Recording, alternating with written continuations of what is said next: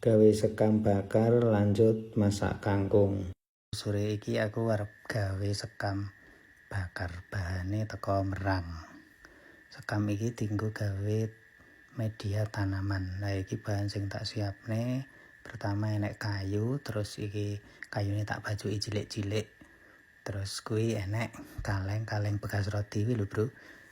Roti kongwen ya kena, iki kalenge wis tak bolongi kiwa tengen, terus engko tak tumpuk dadi telu kalenge. Lah wis lanjut ya, Bro, iki pokoke tak gawe ngene iki. Ditonton wae engko ngasih rampung videone.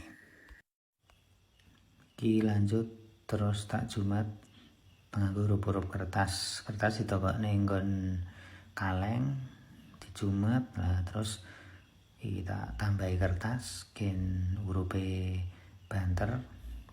Terus kuwi enek kayu cilik-cilik iki engko tak lebokne nggon kertas iki. Nah tak tumpuk ngene iki ben tujuane kuwi genine rabak.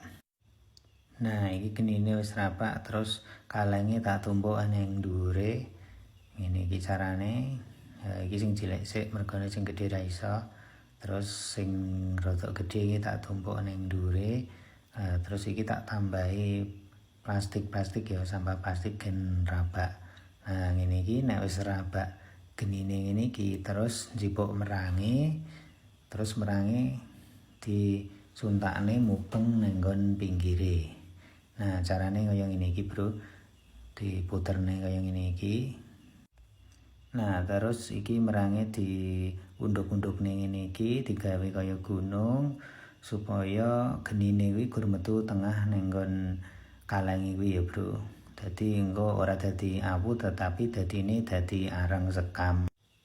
Oke, iki ayo lanjut masak kangkung. Nah, bumbune wis tak gongso, terus iki kangkunge tak jegurne. Bar kuwi terus diudak-udak bumbune, yen wis campur ngene terus ditutup. Nah, nek wis ngene iki wis rada alum, saiki didokoki bumbu ya. Moto kaya biasane ditambahi gula. Nah, ngene iki ya pokoke kira-kira cukup krasa ngono wae. Terus bar kuwi ditutup meneh, bar ditutup diindangi meneh wis ngene iki wis asat berarti wis mateng. Terus bar kuwi ditutup meneh, terus dipateni kompore.